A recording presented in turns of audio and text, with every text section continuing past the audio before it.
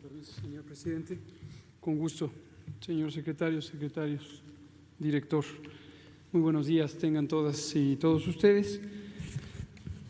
La idea fundamental de la nueva normalidad es que tengamos un regreso gradual, ordenado y cuidadoso a las actividades de la vida pública. Y aquí retomo de manera breve la idea que la mayoría de ustedes conoce.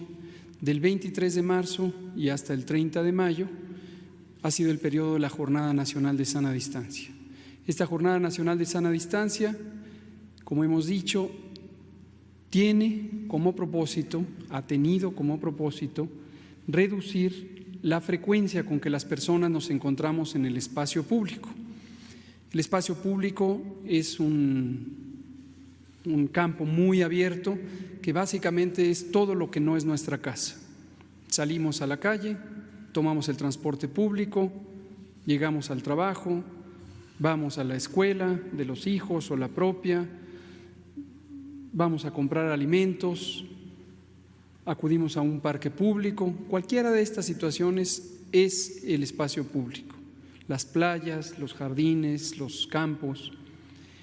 Y en ese espacio público pasamos una cantidad muy sustancial del tiempo junto con otras personas.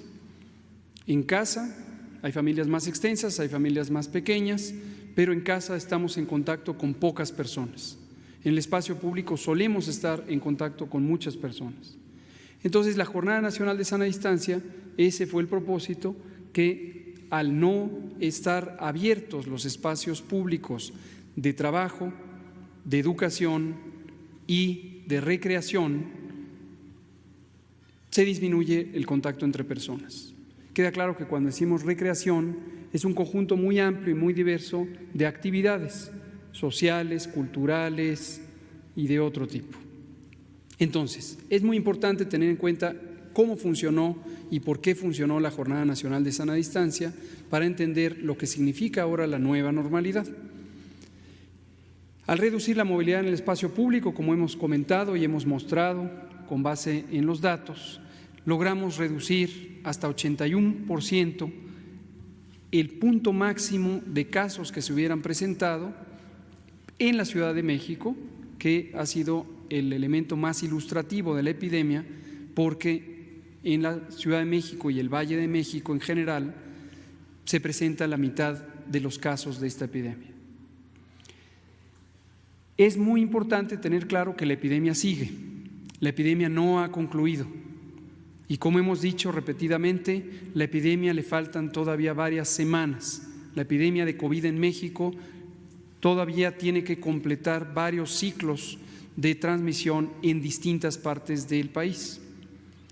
Hemos usado repetidamente la curva epidémica del Valle de México porque es donde está la mayor cantidad de casos. Ahí fue donde dijimos el pico máximo se dará entre el 6 y 8 de mayo y posteriormente empezará a descender, cosa que ha ocurrido, pero no deben nadie confundirse con que la epidemia en el conjunto del país haya llegado a su pico máximo y esté en descenso. No es el caso, no es el caso. ¿Qué quiere decir la nueva normalidad? Le llamamos nueva porque las actitudes, los comportamientos que tenemos que tener respecto a la prevención y específicamente a una serie de medidas de higiene en nuestra persona y con respecto a otras personas son elementos que no se pueden quitar y muy probablemente no deberemos quitar en muchos años, porque nos permitirán convivir con este nuevo virus, no solo en México, sino en todo el mundo, en la medida en que esta pandemia durará todavía un número indeterminado de meses, pero seguramente varios, muchos, en todo el mundo.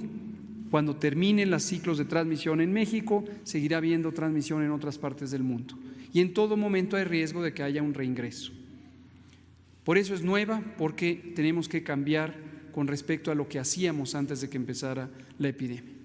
Pero también le llamamos normalidad porque la vida pública no se puede suspender. La vida pública, trabajar, estudiar, socializar, tiene que continuar porque si no continúa, existirían graves afectaciones a el bienestar de las personas.